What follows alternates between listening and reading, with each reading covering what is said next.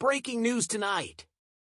The skies above Jerusalem are ablaze as Iran's deadly kamikaze drones descend upon the city, triggering sirens and explosions.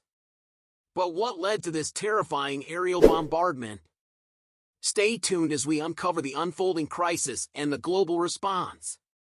As night falls over Jerusalem, chaos erupts as Iran retaliates against Israel for a recent drone strike in Syria.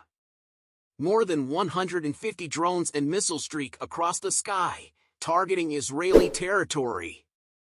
The IRGC claims the attack is in response to alleged Israeli aggression, including the recent airstrike in Damascus that killed Iranian generals.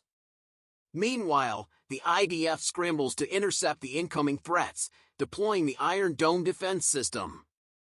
Israel's allies, including the UK and the US, rally to support its defense efforts.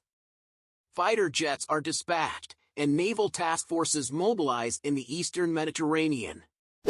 But tensions escalate further as Iran issues warnings against US involvement.